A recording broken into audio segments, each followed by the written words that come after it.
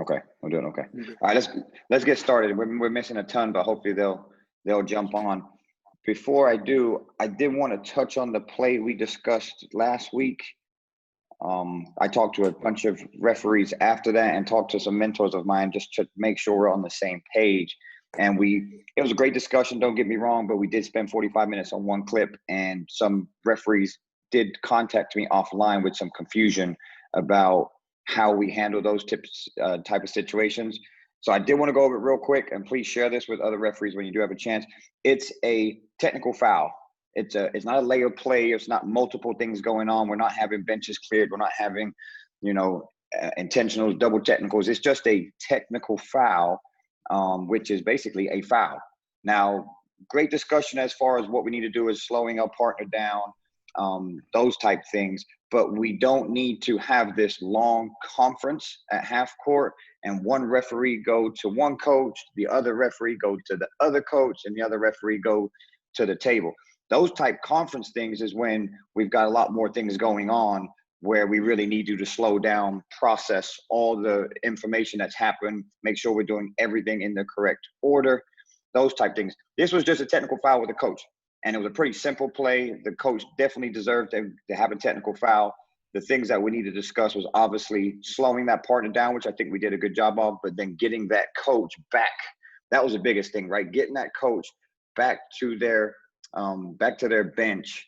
Then we can have a small conversation, press on, because we need to get the ball, not rush through it, but we don't need to be spending 3, 4, 5, 6 minutes on a play that we know what we've got. We know we got a technical foul. So I did want to go over that. I think we need to simplify that. I wouldn't consider this an atypical. It's a foul. A technical foul in the rule book is a foul. Now, when we get into fights and those type situations, that's totally different. It says that we need to make sure that we slow down, conference, communicate. Everybody has information, those types of things. I just wanted to touch on it real quick because I did have a lot of officials contact me offline, and I wanted to make sure we were on the same page as those. So in our pre-games, we need to be definitely discussing those type of things. But if we have a technical foul, the biggest thing is slowing down first, grabbing that referee like Mike did in this situation, and then assessing the situation real quick, right? We still got to have a conference call. Hey, this is what we're doing. We're going to shoot 2 shots. Anybody can shoot it. Make sure that we're putting things in the book correctly. It's going to be, those type things. If it's a player or a coach, adjudicate it correctly. And I think we definitely need to get that referee away from the coach.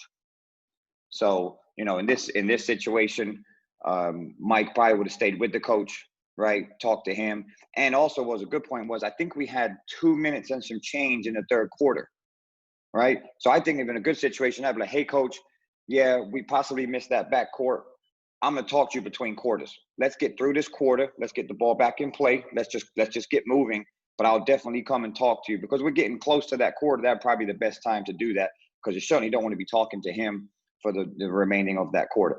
Just some things to think about. I wanted us to be on the same page as far as that. I thought the discussion was good, but there was definitely some confusion, and I definitely don't want us to be confused when we start season back up. So just wanted to go over that real quick. I do believe somebody, Mike, did you want to say something real quick? I did. The other major part of that, Mark, the technical foul, right? We have to be accountable because it wasn't just a backcourt violation. I missed that out of bounds on the sideline. It was a tightrope. And Right. so two missed violations led to us having to issue a coach technical foul. And so, the bigger thing about that is just the basics of the game. And so not wanting to discount that part either, and so those are huge. Those are game changers. Now, luckily, Warren ended up winning that game that night, and it didn't come back to bite us in the butt, but that's where we affected the game, and it could have went a total different side. It could have went sideways. Yeah, good point. I agree. But remember, we discussed just because you missed out of bounds and we missed the backcourt, Right. we're not going Right. to then allow the coach to act like that. You know what I mean? No, I'm just talking about us as officials, being able to have that accountability, coach, understand, and just being able to, we talked about the crew chief part and being accountable, owning that maybe we did, but it still doesn't give the right. And just if we take care of our business and don't miss those plays, positionings, and just getting the stuff that we're supposed to get, we don't get that situation there. That's where it all started and stemmed from. I just wanted to make sure we pointed that out too. Yeah, good point. Okay. Let's jump into today. I thought our last meeting was highly positive, which was great. It was a great start, but we need to get into some nitty gritty stuff today. I think we need to have some healthy dialogue, right? Healthy dialogue that may have some disagreement. There's nothing wrong with that. All right. That's how we're going to grow as a chapter. So don't feel if you feel something is not right or you wouldn't handle that situation, then we need to hear from you. Here's what I'm going to do today. We're going to have a few questions for you to open it up, and then we're going to talk about scenarios. I'm going to bring some scenarios, and I will probably like partner some of you up. We got a small group, which is great. So I may have, hey, Becky and Frank, you got the next one. And I'm going to give you a scenario in a game, kind of what we did at the camp. And then you guys just kind of talk through it, how you would handle it. And then we can open it up for discussion and then move on to the next one. Don't want to spend a ton of time on each situation, maybe 5, no more than 10 minutes. Let's try to get through as much as we can, be highly productive, and then just continue to grow and learn. We're all going to handle situations differently, but if we can be as consistent as possible with coaches every night or players, whatever we're doing, that will help us. We've heard it all season. We've all heard it. Well, Mark, last game, this is what happened.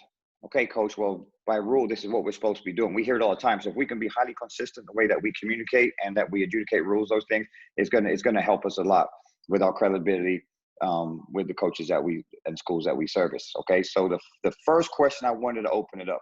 All right, I'm gonna send everybody a link like I did last time. I watched a YouTube video of the last few days. I'm going to send it for you guys to look at. It's an hour long. I don't expect you to just, but when you have time just to go through it. It's Mike Eads. Now he's the SEC coordinator for the men's. He's on a YouTube Zoom meeting where they're just talking about communication and leadership. And of course, he elaborates a lot as being a crew chief and how he communicates. So question number 1 for anybody to answer is, what is the best way to communicate with a coach? Now, I know that's kind of a vague question, but here's the scenario. There's a play that happens in the game and you are walking over to the coach and the coach is going to engage. Like, you just know, okay, here we go. I'm going to have an engagement with the coach. What is the best way to communicate with that coach? I'll open it up to anybody. I'm sorry, Mark, my system cut out. Can you repeat that, please? I missed it. Sure. So the question is, you have a situation in the game, you're going table side. The coach is going to engage with you. You just know it's coming. What's the best way to communicate with that coach? That's the question. I'll start. Is that okay? You said something for anybody, right? Absolutely. What I've been taught and what has always worked is knowing that the coach is in limbo and that the coach is going to have something, especially when it's tough situations. Coach, give me 1 second. Let me report this, and I'll be right back with you. The acknowledgement to the coach that that they're going to have questions on something, they appreciate that. And then letting them know that you are going to get to them, they appreciate that fact as well. Now, sometimes they don't always have it, but, when that coach is standing 2 steps away from the table and it's coming, just the acknowledgement, hey, coach, give me 1 second. Let me finish reporting this, get everything cleared, and I promise I'll be right back with you. Just the quick acknowledgement that gives them versus them having to follow you up and down or yell your name across the gym floor is what I was taught and what has been successful in the instance that I've had to do something like that. Okay. Thanks, Mike. Anyone else?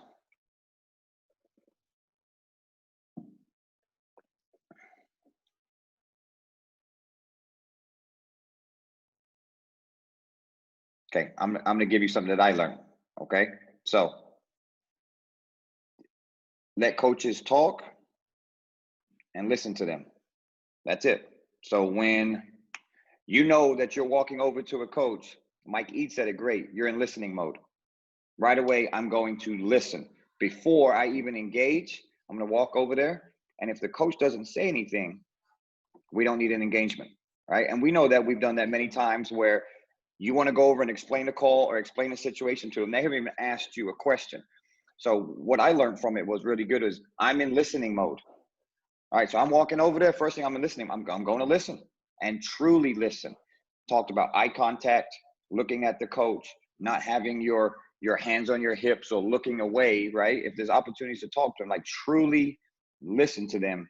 And then that's number one. So I'm just going to open that up. That's the something I took away from that I'm really going to work on in the upcoming season is anytime I know a coach probably will engage, I'm going to listen first and let them talk first and truly listen to what they're asking about. And it could be a simple response like, okay, coach, got it. Okay, coach, we'll look for it. Coach, okay. Coach, what play were you talking about? Coach, which number? Something really short and sweet to the point. You acknowledge them, and then that should help a lot. My point to that is we're not going to engage first, right? And I think that sometimes that's what we do quite often is we may have a play that we don't like or we're not, and we immediately want to go over and maybe defend it or have some kind of comment for it. So I think listening mode may be something that we can be more consistent with. Frank, you want to add to that? Yeah, I was going to say that was the second is be prepared to communicate. Like Mike said, acknowledge the coach. Coach, I'll be there in a second. Let me finish my business. And then listen to what he has to say. But if you know going in or walking over there that he's standing there or she's standing there, the coach, to engage in you, let them say their piece. You say theirs. And then by then, probably the ball is back in play, and time and distance now puts you back into the position of they said their piece, you said, or may have listened, not answered, because it may have been statement, not question. And then the flow of the game takes you naturally back away from them and go. But I think you're absolutely right. That's probably the thing that we don't do well is we want to engage because we want to defend ourselves or our crew, and we don't even want to listen that he may not or she may not have a problem with the call itself. It may really be the travel that was 2 passes before that, and we never got to hear that was the issue, not the call itself. So I think you're spot on. Hey, Mark, can I add on to that? I think you make an excellent point about listening. I mean, there's a reason. I've been told this. There's a reason why God gave us 2 ears and 1 mouth, and that's to listen more than we speak. So that's an excellent point, and I think we want to. I think we as officials we want to try to get something out because we're expecting them to communicate with us. But I think how we communicate, our deliverance on when we communicate is I think over 50% of the battle, and then I think how we say it is probably another 30 or 40%. But I think about 10 to 15% of it is the content of what we say. But I think we need to listen a lot more. And I think when we do speak, I think we need to calm ourselves down and deliver our message. And something that's worked for me is, hey coach, I see your point, but, or hey coach, you're right, but from this angle, this is what I saw. And I think that's really helps me when communicating with coaches. But it's how we deliver our message and our tone and our demeanor of when we approach them. Yeah, good stuff. Anybody else? Yeah, hey, Mark. Go ahead, Brian. Go ahead, Kenny. No, go ahead, Brian.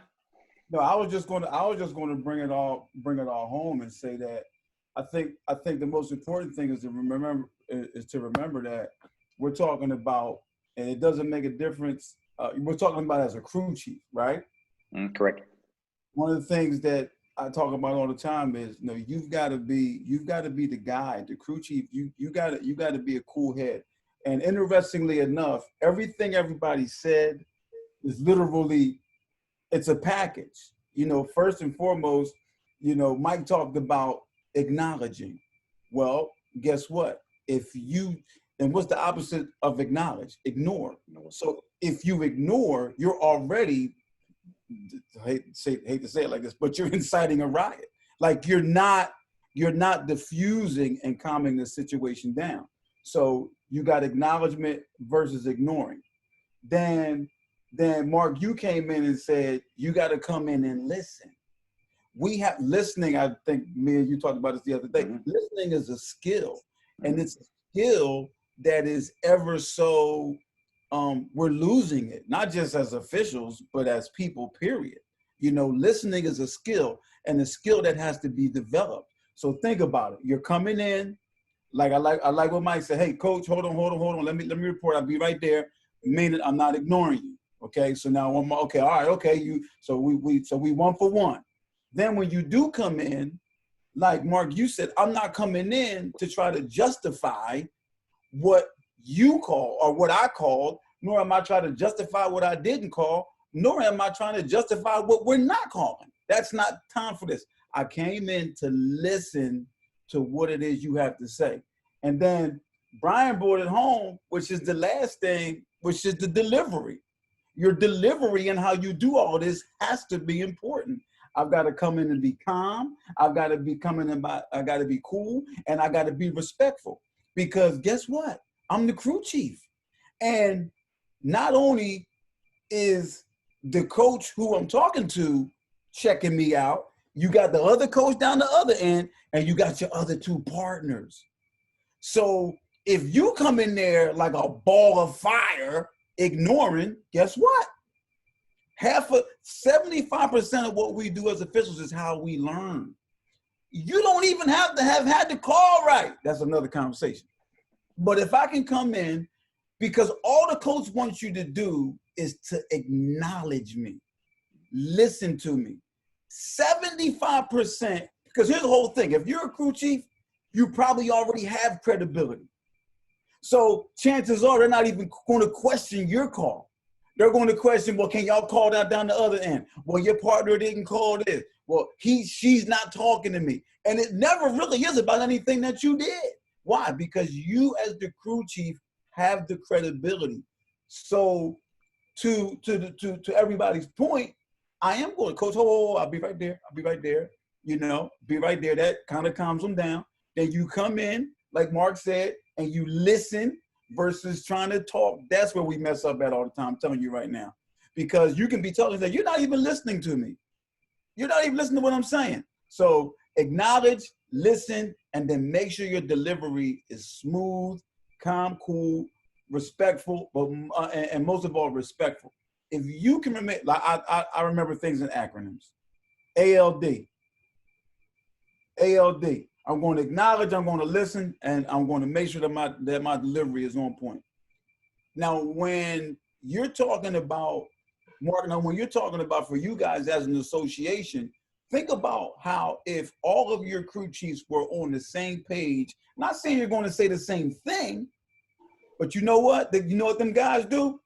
They acknowledge me as a coach, whether I'm first year or whether I'm in year 100, all right? That's already shown me respect. I'm listening, whether I'm in year 1 or year 100. That's speaking to respect. And then last but not least, your delivery. You know what? Whenever I get these guys that officiate my game in this particular association, that all the referees per se come the same way. And you can work on consistency and what you say and how you say it, but I think the most important thing are those 3 things, and you guys set them off. Yeah, thanks, Brian. Kenny, you want to add to that, or is? Yeah. The only thing that I would add is that we have to be, when you're talking about listening. So I found recently, like with this pandemic and people wearing masks, right? Like I read more lips than I listen. So I made it a point, like when we come out of these masks, I'm gonna start to be a better listener, right? Because I'm not really hearing people, so I really have to listen through those masks, right? And you know, so I also, like, as we're going over there, we have to be aware of what our body is telling us, because we could say I'm open to listening, but if my eyes are rolling, if my hands are crossed, if all those things are saying, yeah, I'm listening, but I'm really not listening. You know, so I think we have to be you have to prepare yourself, like we talked about self-talk. As I'm going over there, okay, man, you are going to listen. Be open to what he's saying. Do not be dismissive. You have to do that in that split second that you're walking over there to kind of have that, you know, have that talk with yourself. That's all I have. Okay, that's good, Kenny. Thanks. Okay, let's get into the second piece. All right, so the second piece on this question is, when should we engage with coaches versus not communicating them? I'm not going to touch on the communication. I want to touch on when should we engage? So we just talked about, we know a coach isn't going to engage with us, and we just went over the ALD. Great. Now it's a time where, when would we want to engage with a coach? I wrote down 2 things, and then I don't know if there's more. I'm sure there is, but I wrote down 2 where I feel I would have to engage with a coach, but I would like to open it to the group and see how far we go with this. So anybody, all ears.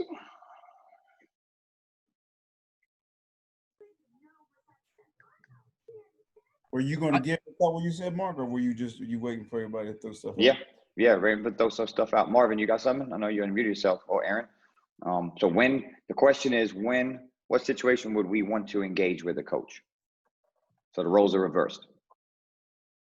Hey, Mark, something that just came out. This is Brian again. Something that just hit me is if they have a question, if a coach has a question, we need to acknowledge and we need to respond. Okay.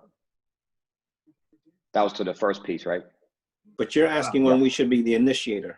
Right. Correct. When are we going to engage with a coach? Okay. I can speak on that one.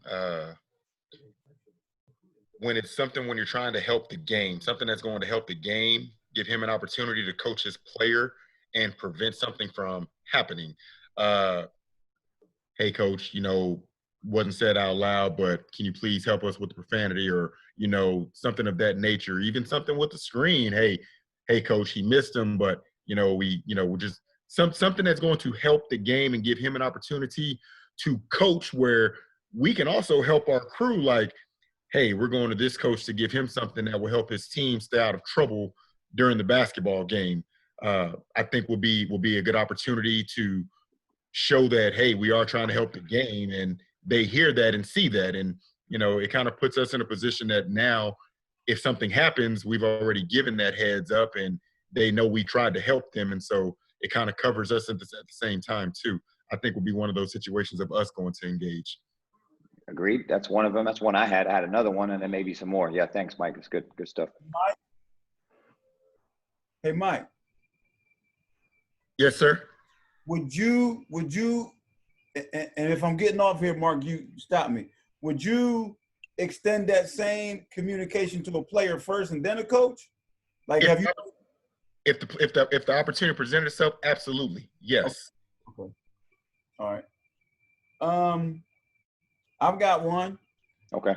Because we're talking about crew chiefs, right? Correct. And Mike kind of said it, but he said to help the game, really to help. I think anytime you communicate with a coach, it's going to be to help the game. But then it's multiple things underneath of that. One of the things that you said was you're talking about players. It could be benches. But here's an interesting one. What about to help your partners out? A rookie versus a veteran. Coach never seen this player. Never seen this referee. You didn't have this coach 99 times. Think about the opposite of not engaging with a coach to help your crew. Think about the times that we maybe have too much conversation with a coach. I'm sorry, I'm talking about myself, like old war wounds. When you're first starting and you're the rookie and the coach is always talking to that one veteran official. Anybody ever been there? Mm-hmm. So all of us. Yeah. But I'm just going to throw out for now for your crew, But once again, I think that falls under, and I think everything you do or should do in community engaging is going to be to help the game. But I want to make sure that we get crew in there, and I'm going to listen to everybody else. Anyone else would add to that? Yeah, my 2 was behavior. So that could be players' behavior, could be bench behavior, could be coaches' behavior. All falls under one, which is, to your point, Mike, helping the game. And the other one was what I was going to touch on, but Brian beat me to it, was help the ways you communicate with your co-officials, and we're going to jump into that next. So if anybody has anything else, now is your opportunity to do it. If not, I'm going to jump into the second piece to that.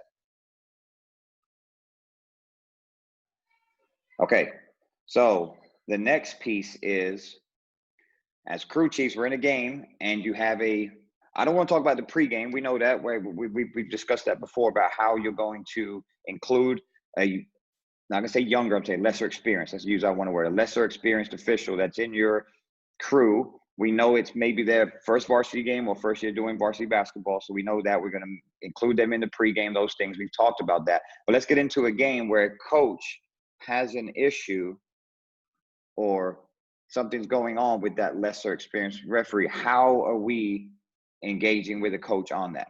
Like, we can sense it. We can sense that maybe they're getting chewed out or they're constantly coming to you about the, whatever the comments may be about that lesser experienced referees. Consistently, what are we doing to help that situation? That's my question.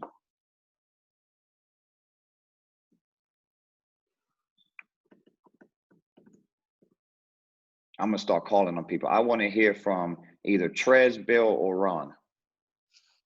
Well, damn, I just unmuted, Mark. I'm muting back then. Yeah, Frank and Mike, I appreciate you guys, but I want to hop on someone else. So the question again for Trez or Becky or Bill or Ron is, you have a lesser experienced referee in your crew and the coach, or Tony, I see Tony, hey Tony, you just jumped on, and you're having some issues with the coach talking about your lesser experienced referee. How are we going to engage to help that situation? Hey, this is Ron. Can you hear me? Hey, Ron. Hey, so I think, because I've run into this before, I've been on both sides of it actually. Mm-hmm. So I think with the, it depends on how the coach is addressing it. Because if the coach is addressing it and just stressing down your partner and saying, this shouldn't be in a varsity game. I think if it's not constructive talk, if it's not valid criticisms, in that case, then you have to warn the coach, especially if they're harping on the rookie. You have to warn the coach and say, that's enough of that, and we're not going to tolerate that, and go from there. If they have valid points and there's some things that lesser experienced official is going through, the way I address that is I say, at the first opportunity, coach, I'm going to talk with him or her, and we're going to chat about some of the things that you're chatting about. We're going to address them, and we're going to try to make this a learning experience. And, we're going to do the best as a 3-person crew to cover if we need to cover and to get the calls right. So I've done that a couple of times, and it's worked as far as addressing maybe a lesser experienced official. Thanks, Ron. Anyone else want to add to that? Yeah, Mark, Bill. Hey, Bill.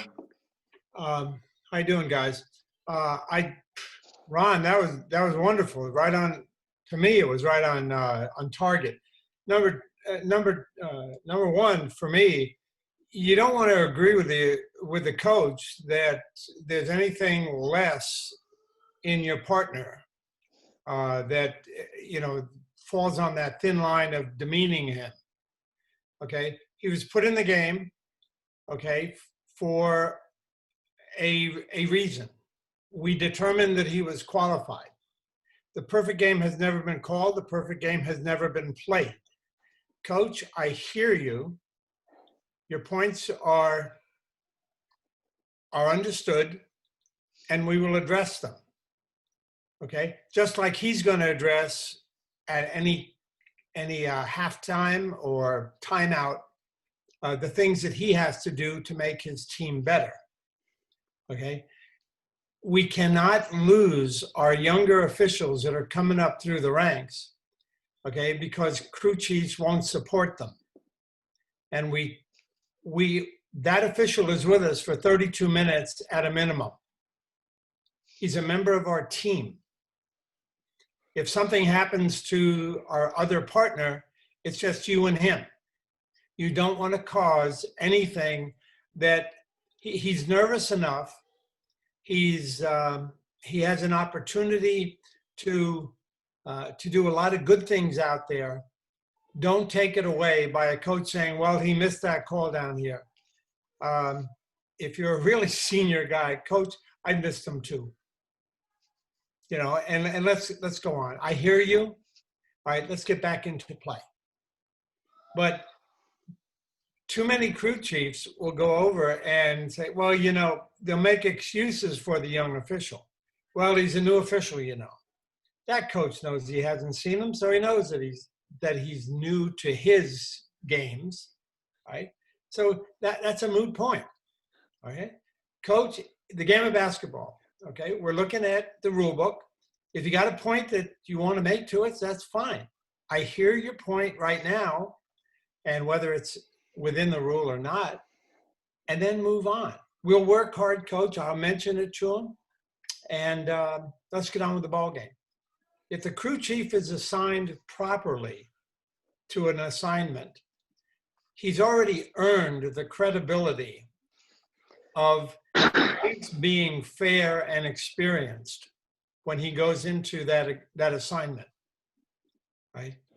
You don't use that as an excuse, but it's a nice confidence to have.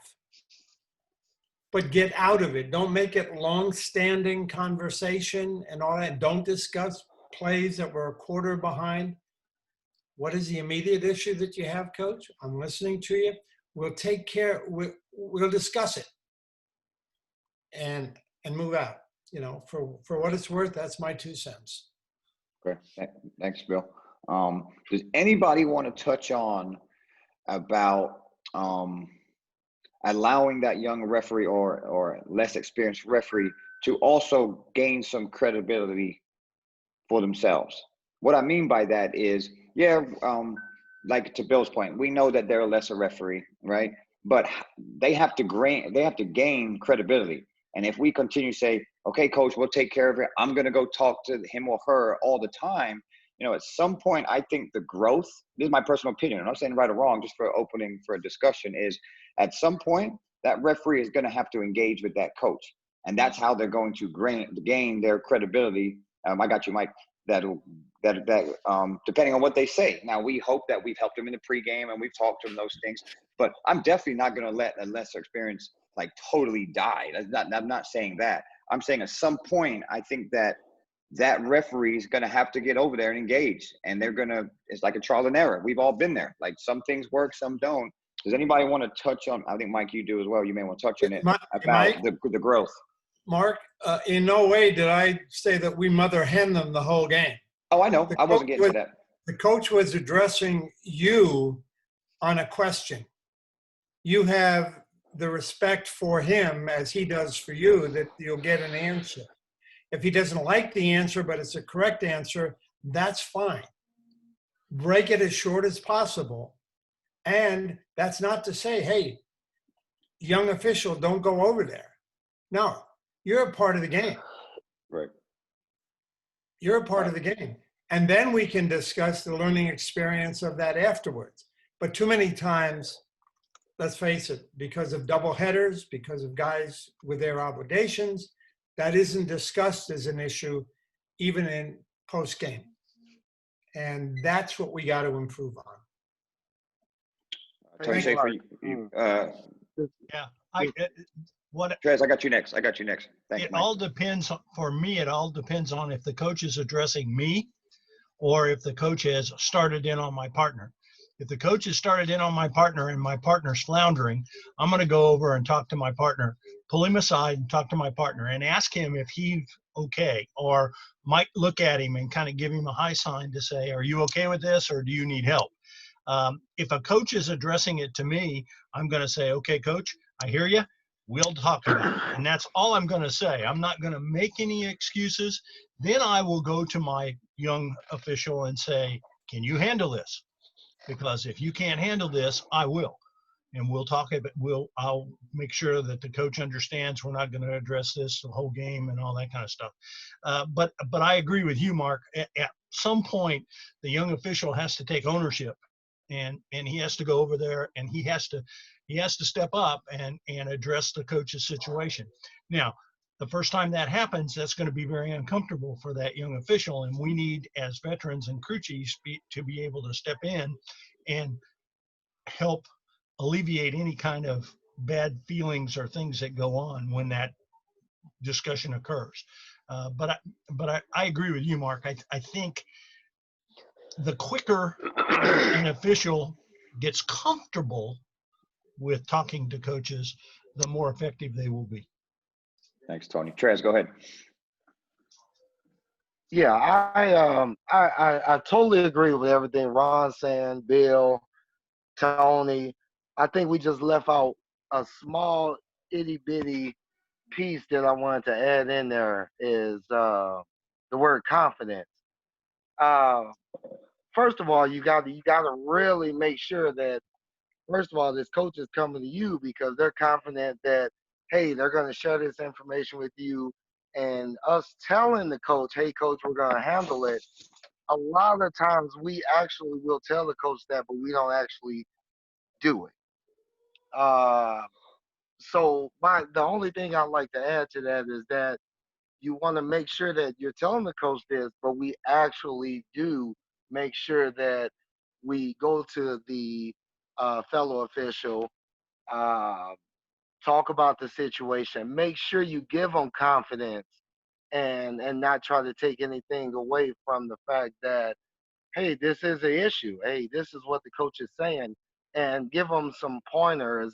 Or I've even found myself in games dealing with this by maybe you got to reach outside your area sometime, just so the player can see exactly because a lot of people don't comprehend off of what you tell them. So you have to show action. So that would be the only other thing I would add to that. Okay. Have Becky saying something. Okay. Okay. All right. So let's add this next piece. Okay. Frank, you want to add to that real quick? Go ahead. Just real quick, you talked about pregame. I think, and it's something that I did a couple times, and I even forgot that I did it. If I've called with you for the first time and we're pre-gaming and we talk about you handle coaches like you got to handle coaches. If I haven't called with you before, regardless on if you're a veteran or not, I don't know how you handle coaches. So I think that if you understand that it's a younger official, maybe his first year of varsity or moving up in this and that, I think that little question of how are you going to handle coaches? Do you want to handle coaches? Are you comfortable in your game so far that you will handle coaches? Or do you want us? I think that discussion in pregame is a step up. Mark, I and Kenny calling, the pregame is going to be, we know you handle coaches like you're going to handle because we all know each other, how we're going to handle coaches. But if I'm calling with somebody that I've never called with before, being the new guy on the block, whether it's me or them, I think that little extra question of do you want us to back you up? Do you want to handle coaches? Is that a strength of yours? How comfortable are you with that? I think that may help that newer official in that confidence. Well, hey, the crew's with me. They're going to help me. They may step forward and handle the coach, knowing that it's already been discussed that there's some back behind them. So I just throw that out, that we always talk about that. Hey, you handle coaches like you got to handle coaches. If I've never called with you, or I don't know how you handle coaches. So I think that little bit of discussion may help also in that pregame. Just 10 extra seconds. Nice. Yeah, that's great. Thanks, Frank. It's good stuff. Mike, go ahead. Gosh, Frank beat me to it. That's what I was going to talk about. You know, being the new kid, I am the new kid on the block. Let's just call it what it is. And so the crew chiefs that I've worked with, you know, we talked about that in pregame. And something that they immediately do, they make sure that when we go to coaches, you introduce first and last name. These guys don't know you on this circuit. You shake their hand, you look them in their eyes so they get a good taste and they know right off the bat. Be confident. And then they tell you, you better make sure your first 3 calls are on the money. They tell you, earn your credibility from the very beginning. Once you do that, now that coach is going to see, okay, maybe this new guy knows what he's doing. Now, when he does have a question, they'll tell you, hey, you go handle that. You're in this game, like y'all said, you're in this, like I think it was Bill that said, you're in this game for a reason. You were chosen. That means Marvin feels you can handle this game. You go handle it. Crew chiefs, if they see the wheels falling off, they're going to be able to come and pick up the pieces. But it's just like everybody said, you have to have that confidence. You're right, Mark. But it, like Frank just said, the pregame, and then you come out and you have you get your own credibility, and then you go and take care of the rest. But yeah, great point. Good point. Good stuff, everybody. Here's something else to think about. When we're working with a lesser referee, we want them to grow. We want them to gain credibility. How do you do that? Every double whistle, it's yours. Every double whistle, you're taking it to the table. Because guess what coaches want to see? They want to see new referees get plays right? It is what it is. So that's a conversation that you're going to have, okay? I wrote some things down as far as what a young referee can do. And we've always talked about the we versus me. And we've all been in games where we have a lesser experienced referee.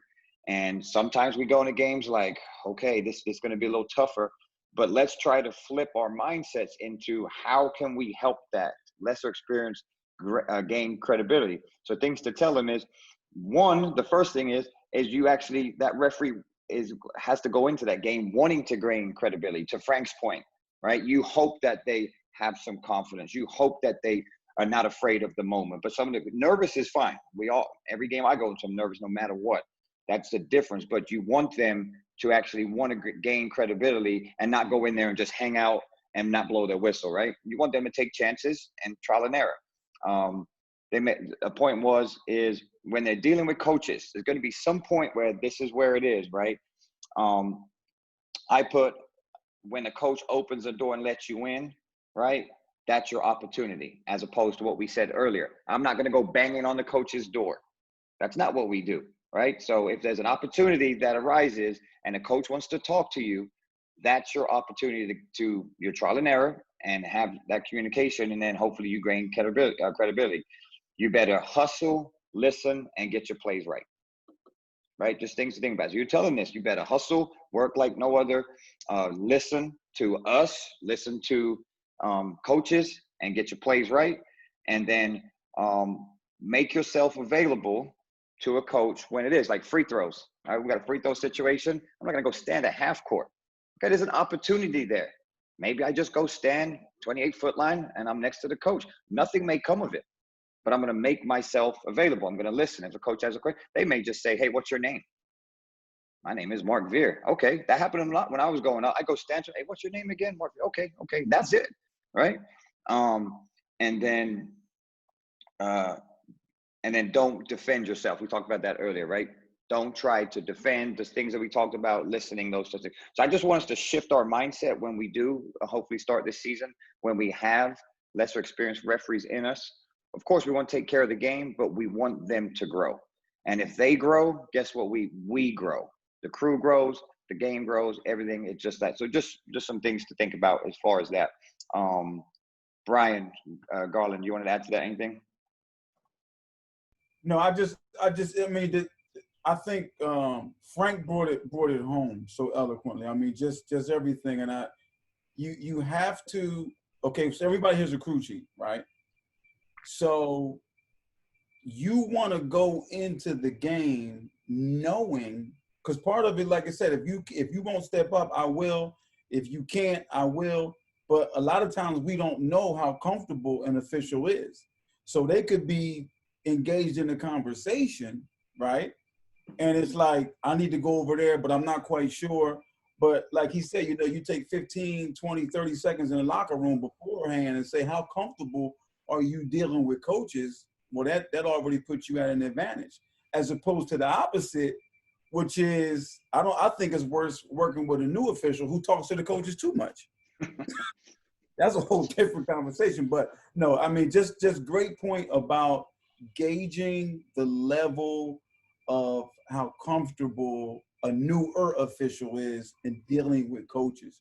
And I don't think that point can be stressed. Forget the tech, not forget about it, but when do you, how do you, when, how comfortable are you? Because that's gonna let me know, how much I may have to step up or step in, and so on and so forth. And so, if you are comfortable, as an example, maybe it's like the coach, hey coach, hold on. I'll tell you what, I'm gonna switch with them. I'm gonna rotate. They'll be over here during the next timeout, during the intermission, during the end of the quarter. I'll have them come over and talk to you. You know what I'm saying? So that's that part of earning credibility. They said they weren't afraid to talk with coaches. Hey, I've done that before. Hey, listen, go over, tell them why you called that, get in, get out. We'll sit here and go have the conversation in the bench area, so we don't have to worry about, you know, a big blow up happening and things like that. So, but I go back to, I think the start of it is knowing as a crew chief how comfortable, you know, your partners that you haven't worked with are dealing with coaches. I mean, that's the start of it. And, you know, like Frank said, that has to happen in the pregame. Like I'm telling you right now, I'm going to steal that. I mean, I know my partners a lot of times I'm working with, but there are some new partners, but I'm going to steal that one. Just, oh, I'm comfortable dealing with them. And even how they say that, you'll know, like, yeah, right. Okay, I got to look out for this one. You know, I'm just being real about it. Or it's like, okay, but at least as a crew chief, you know, that gives you one more thing to know about your crew. So great points. Mark, can I say one other thing? Hold on, before you do, can you top it, Frank? Because you're really high right now, and I want you to stay where you're at. So no, Mark, you know, is this cherry I'll on jump top? I'll jump off the roof. Let me put something different in perspective, though, on that. When we communicate as a crew chief, and you know you have an up-and-comer, a lesser experienced official, and I've had it as the new guy into an association, not a new guy as officiating, but the new guy is a military guy, always transitory. The thing that I don't want to hear a crew chief say is, hey, new guy, you just go call your game and I'll handle the coaches. I think that now within a crew, not dealing with coaches, but as a crew, already puts doubt in that new guy's mind that you don't have confidence in me from handling coaches or even being in the game. So I don't know if that topped it, but I caution crew chiefs. That is the cherry, baby. That is the cherry. I gotta you better get off this call right now. Listen, I gotta say this because I just remember when Frank said that your guys' association, Akron, Ohio. Yeah, your guys' association is unique because it has a lot of military, and I've been in an association like that. And I just wanted to say, to add one more point, that when I think it was Bill that was talking when he said about, hey, you know, the coach says, well, who is this guy or who is this person? I think because of your guys' association, y'all can have a canned response like, hey, coach, he or she is not new to officiating. They're just new to your game. Like he's a varsity official. Absolutely. Period. The end. So, okay. He gets the bomb.com on that one. Yep. Bill, go ahead. Yeah, let's not forget that at our last meeting, we had a point that was made that, you know, at varsity assignments, most of our crew chiefs should know. And if they don't know, they can always ask Marvin or the assigner, okay, on the personalities that we're going to be going out and dealing with. And I don't think it's wrong to share it with our officials.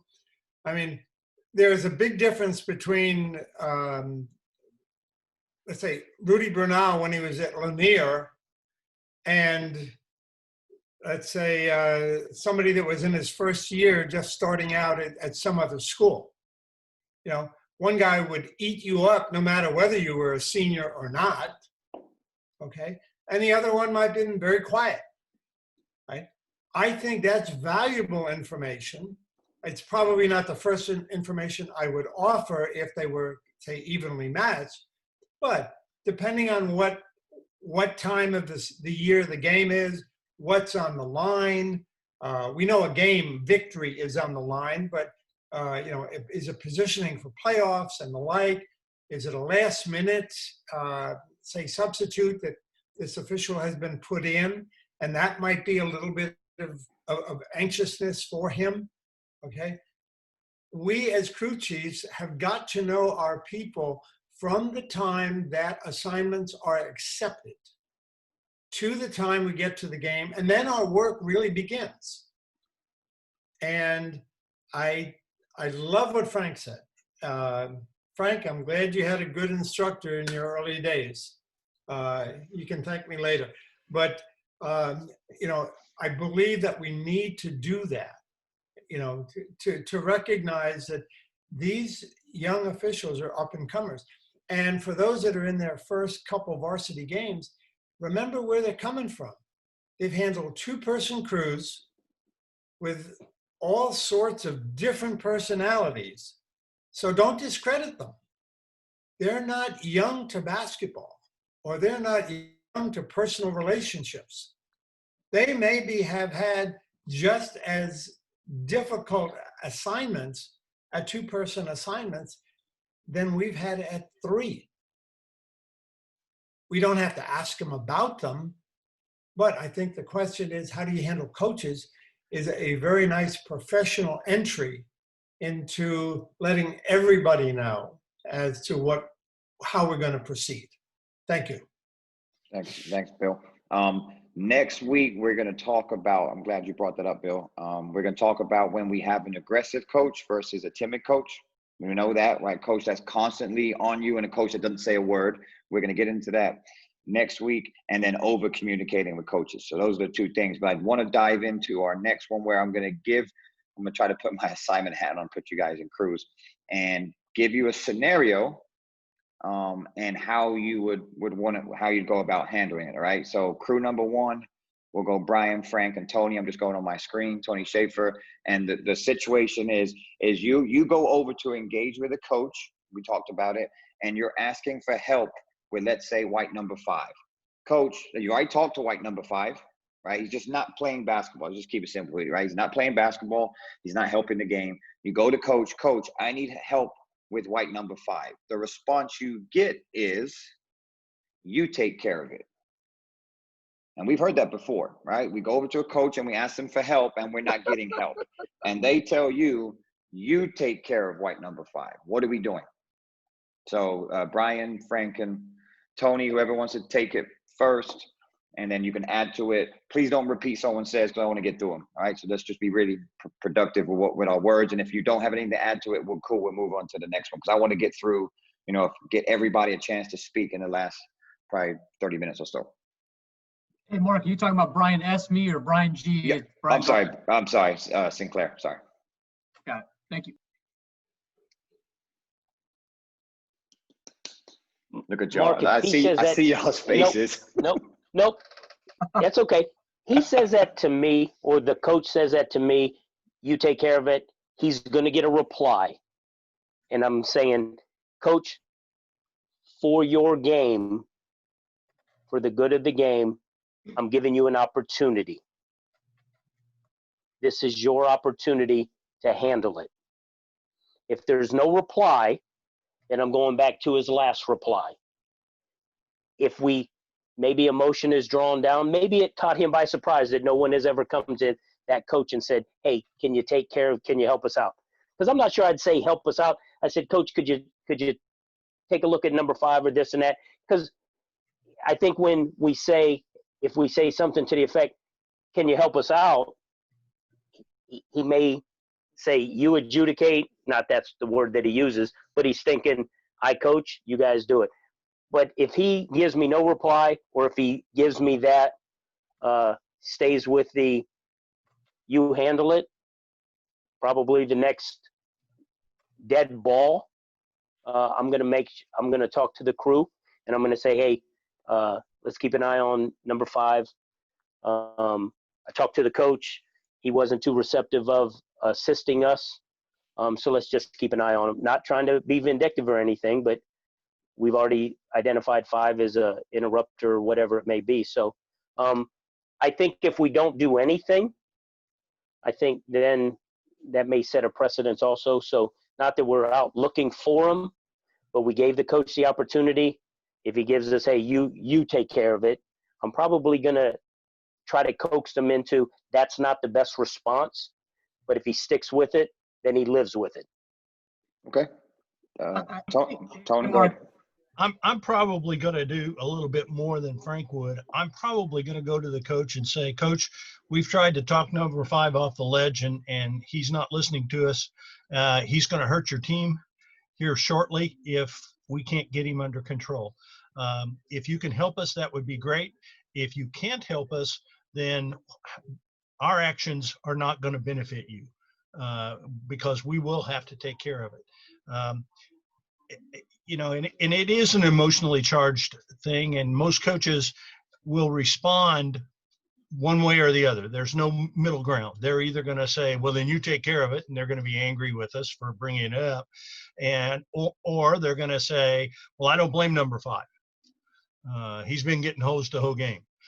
So we're going to have to go based on the coach's response to us when we approach him. And I don't think we ask for his help, but I think we say, giving you the chance, like you said, Frank, to take care of it before we have to. Thanks, Tony. Sinclair? Yeah, to me, I think if a coach says that, it's one of two things. Number one, that the coach, he's a problem child, and the coach, he doesn't listen to the coaches. And that's why he's like, well, then you take care of it, because at the end of the day, he's not listening to the coaches. So my simple response is, okay, I just want to make sure that we're on the same page, that we're having problems with this particular player. And that way, if you have to issue a technical foul, the coach is not going to be surprised.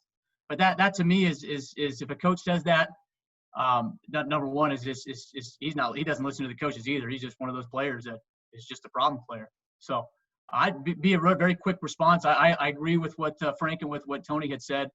But it'd be very, very quick response for me is like, okay, sounds good. I just want to make sure we're on the same page here and move on. Okay. Yeah, good. I'm going to throw myself out. I actually use that word a lot. I'll be honest. I've said to coaches, I need help with number 5. I always say it, and I've never had a bad response. However, all 2 veteran referees have said that. I would like to hear if we can use something, that may be better. I get what you're saying with the help, like you need help, but it's always worked for me. But if it doesn't, I want to put this in a teaching moment for myself to put something else in my toolbox.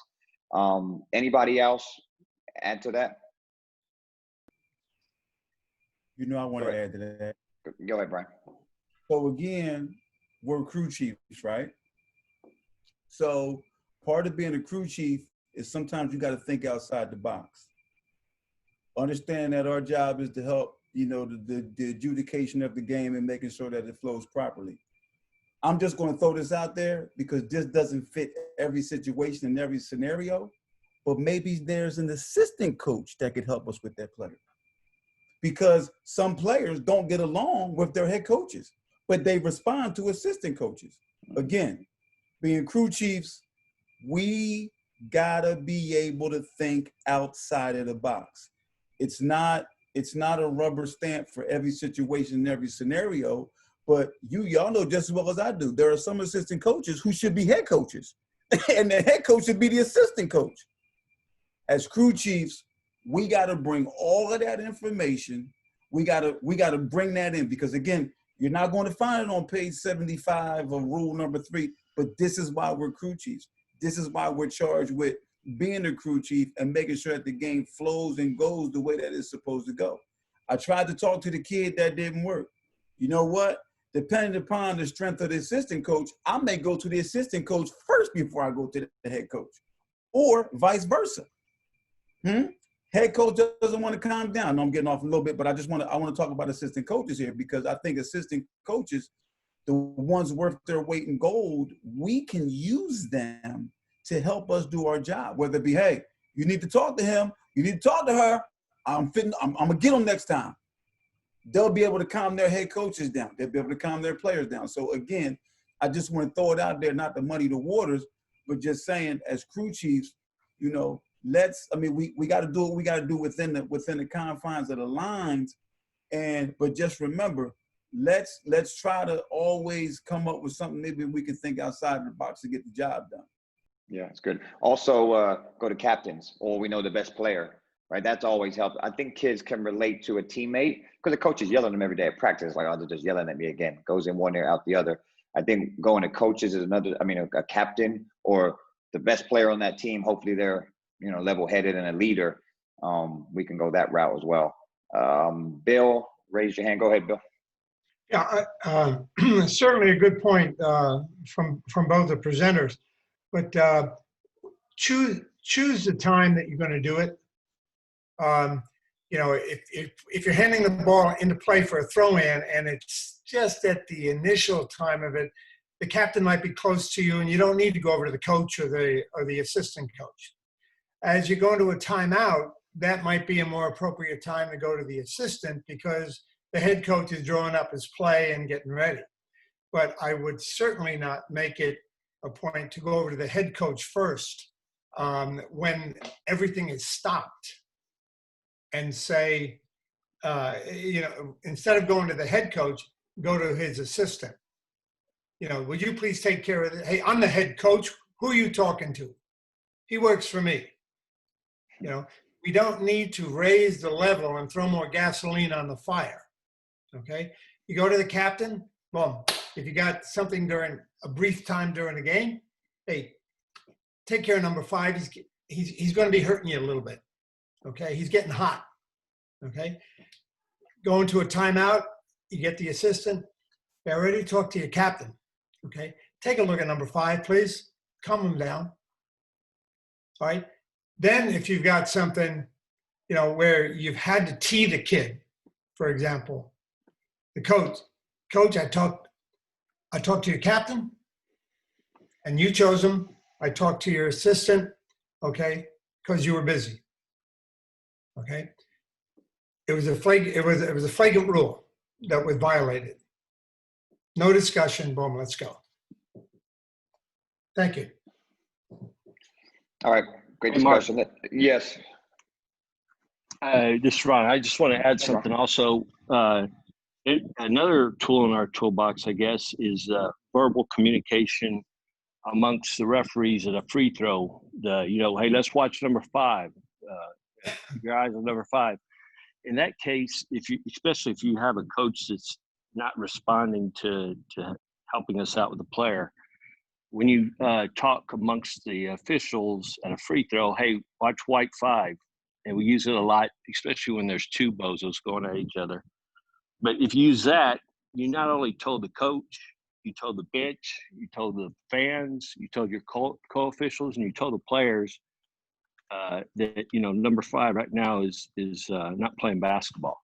And so if we have to issue a technical foul to number 5, everybody in the gym knows that we were watching him because he or she isn't playing basketball. So I would just add that to the toolbox.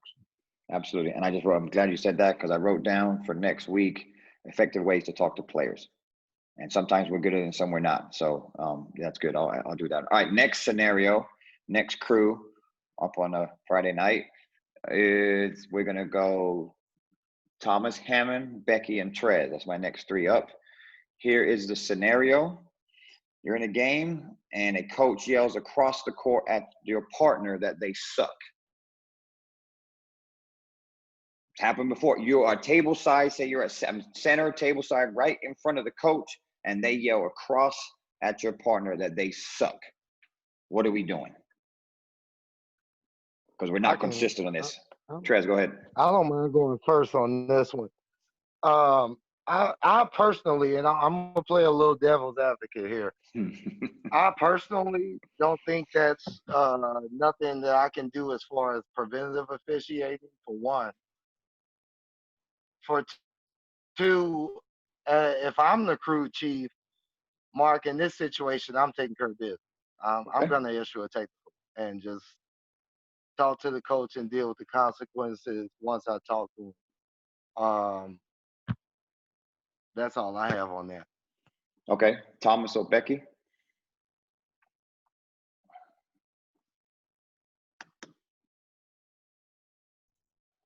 Oh, Hey, Mark, I apologize. I'm doing 2 things at once, so that's why I'm just coming in. Can you hear me? Yeah, we got you. So in that case, me, if he's that irate and everything, I'm with Trez. He's getting a technical foul because now you calling the integrity of the crew in hand. To me, that's you questioning our integrity. That's you questioning us. We're not going to sit there and say to a coach, "Hey, coach, you suck." So why would you disrespect us? And if he's talking to one, he's talking to all officials. He's not just talking to him. He's talking to all officials. So in that case, without warning, everything whistles blowing technical foul is issued. Okay. Becky, you want to add to that? Thanks, Thomas. Yeah, I was thinking the exact same thing. A comment like that is a crew comment. It's a comment towards the crew. It is impugning our integrity. He's drawing attention to himself. So if he wants that attention, I'm going to give it to him. And then I'm going to step back and let calmer heads prevail. And I'll stand on that side as the crew chief next to him and explain to him, look, coach, we're going to talk adult to adult. I don't appreciate the fact that you've taken that out on the whole crew. We have had the ability to have this conversation. We have been approachable throughout this game. Please, let's take a deep breath. Let's move on, but you're not going to do that in my game and get away with it. It's for all, it's against all of us. And if he says to me, I'm only doing it because Joe is, I'm like, no, sir. That's for all of us. We're a team out here. We're a crew. You tell them that, you're telling it to me. Okay, thanks, Becky. Okay, I totally agree. All right, so we're highly consistent talking about it.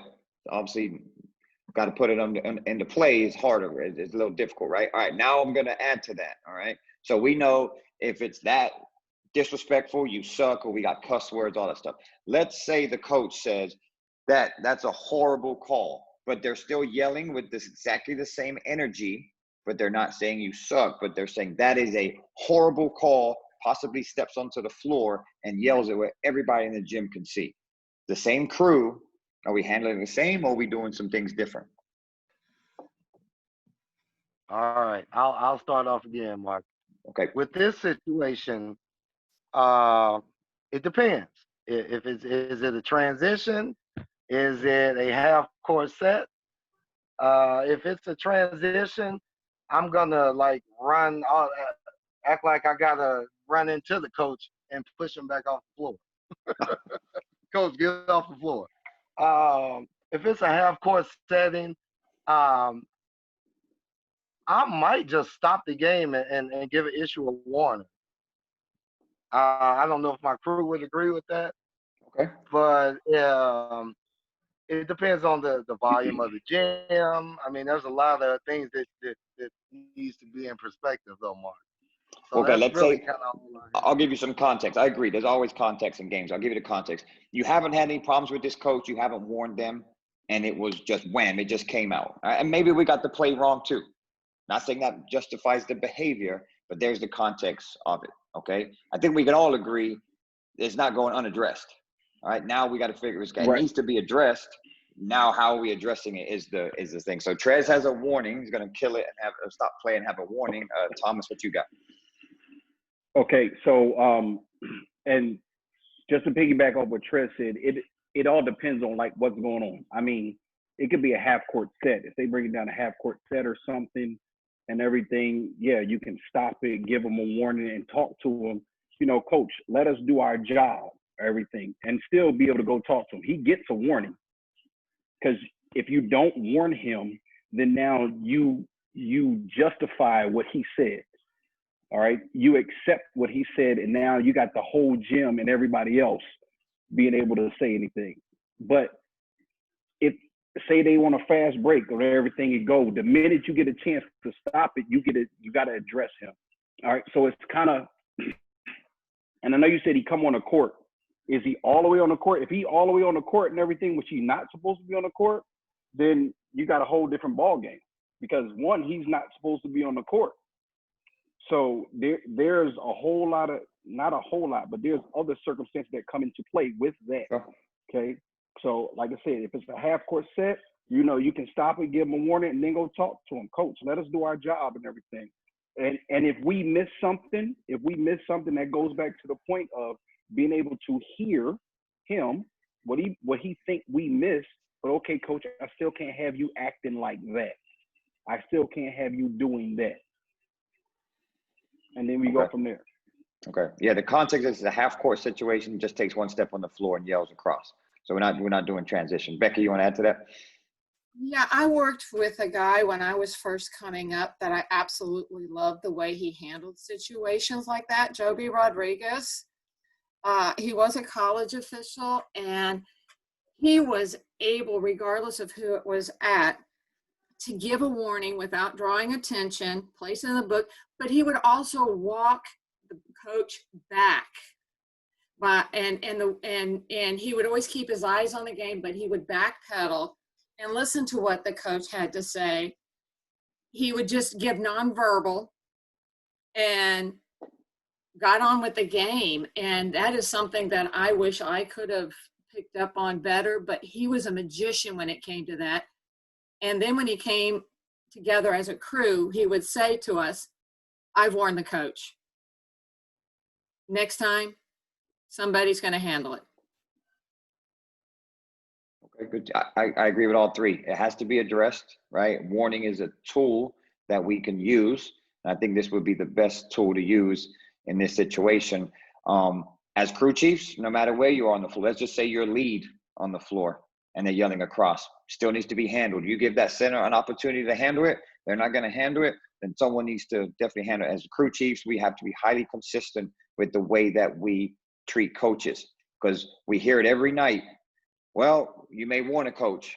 I just did that last week, Mark. No one said nothing to me. Okay. And then you find out there's some truth to that. So the purpose of these is just being so as consistent as possible to do with behaviors and communication and all the things that we've talked about. So really good stuff on that. Last one. So the last crew, and then we can close on some things. I have Aaron, Farron, and Ron. So Aaron, Farron, and Ron is the last crew. And here's the situation. You have a big game. It's a last play to end the game. Okay? So this is the play of the game. And you have a controversial call at the end of the game. All right? So I'll just picture it. Let's say you have a block charge play and y'all go offense on it. Okay? That team loses on that play. You get into the locker room and immediately you're the crew chief, and immediately either you one or you two wants to attack the other referee, immediately says, you got that play wrong. You just lost the game for that team. That's the first conversation you have in the locker room. And you're the crew chief. You didn't have a whistle on the play. It's your two co-officials. And that's as soon as you get in and you know it, walk into the locker room. Okay, we're going to have a conversation. And that should be the first thing you bring up, right? We want to work backwards. That is the play. And it definitely want to be the first thing that you bring up. So we know there's some heat. So with that crew, Aaron, Farron, and Ron, just picture you in the game. You're the crew chief, and you guys are walking off the floor. Okay? So that's where it starts. Let's not even start in the locker room. Let's take it all the way back. Like, the game's over. Obviously, fans are going crazy. Coaches are going crazy. We've been a part of those games. There's a lot going on, and you're going, and you guys are either hopefully running, but you're off the floor going to the locker room. Talk me through it. What are we doing? Hey, Mark, this is Ron. Hey, Ron. Hey, first thing I'd say is, Aaron, why are you coming at me like that? Gotta be me. No, I think, you know, in these situations, because, yeah, you're right. You've all been in those games. And I think as a crew chief, you've got to kind of moderate that conversation. So, you know, it was a close game. Of course, your adrenaline's pumping, all this other stuff, and the person may or may have not made the right call. But as a crew chief, I'd say let's sit down and talk constructive about this. Obviously, the play was in the person's area that made the call, so maybe they had a better look. But I think what you have to do is kind of tamper down the, I guess, the emotions and all that other stuff, and talk about it constructively. And then maybe after that, after you do your post game, maybe say, hey, I'm going to get the film. I'll send it to you guys. We'll take a look at it, because again, we're a crew. So that call, even though it's made by one of the individuals, we as a crew officiated the game. And it wasn't that call that won or lost that game. It usually doesn't come down to a call. But anyways, I think you just, as a crew chief, have to moderate that type of conversation between your officials. Try to keep it constructive. say, let's take a better look at it on film. That way we can all see what the calling official saw, and just try to get out of there without a fist fight. Okay, thanks, Ron. Aaron? Yeah, I was going to say the same thing. We just have to be professional and constructive. I do believe in play consequence, but we had, 32 minutes of the rest of the game that we handled business, and hopefully, that's the play everybody's going to remember. But we can break down that play. We can break down the rest of the game. But we have to be constructive. We have to look at it from a crew perspective. We can't just single out an individual. We've all kicked calls. We've all had games that haven't gone the way maybe they should have. But there's no reason to start attacking fellow officials because we are a crew and it was us in that game together. Okay. Farron? Yeah, just same thing. Once we get back there, maybe not even get right into the meat and potatoes of what happened. Just everybody kind of decompress a little bit, take a deep breath, grab some water or something, and don't speak. A lot of times we try to speak while emotions are still high, tempers are still high, adrenaline is still rushing, and we say something outside of the neck that sometimes we can't really talk back. And the last thing we would ever want to do is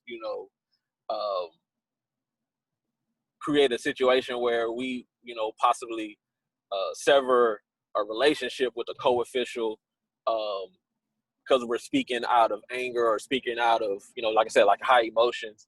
And understanding that like Aaron was saying, that calls are missed sometimes. We do kick calls. Maybe talk about what we could have done better, what the system followed to make sure that we were all in the right position, to make sure the whistle came from the right official on the court. Just what we could have done better to make sure we put the crew in the best position to get that particular call right going forward. Okay, thanks, Farron. I use this because I'll give you two examples come to mind as far as my experience. So I just take two games. One, I was the crew chief, and one, I was the U2. And I was not involved in either play, right? So, but I've been in locker rooms where I've sat back and let two referees just go to town on each other. Very uncomfortable, and it came close to fistfights. And I'm just sitting there like, okay, do I step in? Do I not? I'm the U2. I'm just like, and then I've been on the other side where I am the crew chief, and I'm like, okay, you've got to, handle it. What I learned from both those, the first one when I was a crew chief, don't let anybody in your locker room. That was a huge mistake that I made when we had a situation at the end of the game and we allowed, I think, 2 or 3 referees to come in. That certainly did not help the situation. So I learned from that. If we ever have a play at the end of the game, I don't want anybody in the locker room but the 3 referees, because whatever happens in there is going to happen with us. I don't want it to leak out anywhere else. That was one thing I learned. The second thing is I learned, and the other flip side to it is, it's okay to argue. It's okay to have some accountability with a partner, as long as you leave there better. Like, you've all grown from the situation. The worst thing can happen as a crew is that you leave there and the first thing you do, you get in the car and be like, this is what happened. This is what the referee said. And then we get into those situations. We've all done it. We've all get in the car. We make phone calls. So never leave leave there with bad blood, or, to everyone's point, the emotions is going. But you need to have those conversations. There's been post games I've been a part of where no one wants to talk about anything. That doesn't help growth. I'm such a big believer, and everybody in this group is about growth. Like, we make mistakes as individuals and as crews. How do we leave there growing? Because guess what we got to do the next night or the night after? We have another ball game, right? I'm a big believer on whatever mistake you make or your crew make, you're not going to make it the next night or the next game. Like, you're constantly trying to improve every single night, every game that you work. Like, to Bill's point, never a perfect game, but we want to continue to improve and grow. So I do like everybody's comments. I agree that we need to get our emotions down. However, like, and Brian, you can, Garland, you can touch on this. You've been doing a lot of ton of games that I'm sure you've had some interesting locker room stories for us. And Bill, I know you're raised and you've been around forever too. You can help us with this. But just my opinion, I think you have to have those conversations, and it's okay to get into it. But as long as, I think, if you leave, everybody's growing. That's my take on it. Brian, go first, and then Bill, I got you, and we'll close. Two things. Yes, had them, have had them, will continue to have them. Whether it's on a national TV game or 3 people in the gym, doesn't matter. They're all the same, so to speak. But 2 things come into play. One is we have to agree that we're going to part our separate ways the same way that we came in, which is as a crew. Now, within that, there's sometimes I have been in heated conversations. You are absolutely correct. Thank God we're kind of getting away from that now, but they happen every now and again. But 2 things come to mind on plays like that. One, if you can, if you have the time, if for some reason somebody clipped it, you have the video, whatever, break the play down from the mechanics right then and there. That way we all agree, we all get it together, we're going to have to call somebody, but you break the play down mechanically and how we can and what we could have done and how we should have covered it. And then most importantly, whether you're the U2 or the U1 or the crew chief, you have to exercise leadership. And that implies making sure that we remember to display a little bit of humanity, okay? Because all of us, the basketball guys are coming your way if you've never been in a last second situation or involved in a play where it could have affected the outcome of a game. If you haven't been there yet, it's coming. The basketball guys will pay you a visit. Remember how that feels. And so when we get in those situations, you know, back to the point of the U1 talking to the U2, that's probably going to be the first thing I address, because we went straight to, we went straight there instead of talking about the covering of the play. You have to talk about it. It's healthy to talk about it with the 3 people who were involved than to get in the car, to go your separate ways, to call our buddies, to call our friends. And, can you believe Mark missed that? Let me tell you, Mark just kicked the poop out of a play.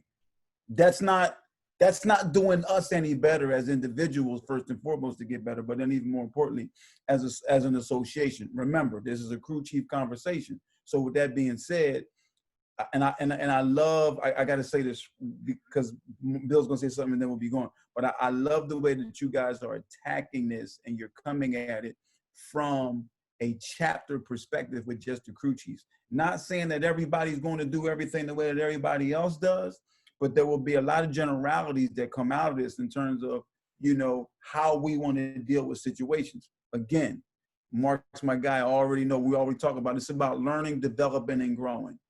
How do we retain and how do we develop officials? And that falls on the job of everybody on this phone call as a crew chief. So, but the specific situation about that last second play, we got to talk about it as a crew. We have to all agree, yeah, you missed it, I missed it, we kicked it. We have to agree to that, and it's okay. And then we got to flush it and move on and get on down the road. That's the leadership piece of it. So, good stuff. Thanks, Brian. Go ahead, Bill. You can close us out. Mark, the way you were adding levels to it, I thought you were very kind. If the scenario that you gave with just a single game and you're the last game of the night, that's one thing. But I think we've learned here, at least with the meeting, that it's not wrong to ask the officials that are in there for the next game if they could politely say, leave for the floor a little bit early. We've got an issue to take care of. Okay. The second thing is we have to remember we can't say that this is only going to happen when we just have one game. So be prepared for that other option that says it might be the game 1 of a doubleheader that we have, and we've got less than 5 minutes before we're getting back out on the game because the tournament is running behind. So crew chiefs have a quickie version to get through, whether it be a chill guys, we can address this, okay? But no big discussions. We don't want to have that discussion carry all into that second game that we have, because those 2 teams are owed our best performance and not with any lingering experience from that happened maybe just 20 minutes ago. And you guys have a safe weekend. Stay healthy and safe. Thank you. Thanks, Bill. Good stuff. What a great meeting. Great meeting. I tell you, I could do this all night. And I'm just, every time I leave these meetings, I'm itching to get on the floor. I want to get on the floor and practice all this stuff, right? So, but yeah, everybody stay safe. I appreciate you guys jumping on and engaging. That's number one. Like, so much engagement, hearing from everybody and perspectives. And to Brian's point, I agree. We're just creating, you know, some consistency, some cohesion between everybody. That's only going to help us grow. Now, I challenge all of you to go put this in someone else's hands. That's it, because we have 16 of us on here. So from our association, maybe 12, 13 crew chiefs. I challenge you to go share this with other crew chiefs in a chapter that didn't make it. And of course, we record it, so it'll be on our YouTube channel, so they can go back and look at it. I'm going to send you guys the YouTube from Mike Eads. It's an hour long, but when you get opportunities, just a great communicator. I don't know much about the guy. I see him on ESPN all the time. I know that he's retired, but I can just imagine that communication and his leadership skills has got him where he's got. I'm sure he's a great, and I'm sure you know him, Brian, right? I'm sure he's a great play caller, but I'm sure he's a better communicator and leader that's kept him around for so long. And we've discussed that in our last one, that play calling is, of course, we want to be great play callers, but I think we all understand that being great communicators and leaders is going to kind of separate us and put us on another level. And I think we're all on the same page. So I like that. Brian Garland, again, my man, appreciate you jumping on, the wisdom, everything helping us. Everyone stay safe, and we'll see you guys. We're going again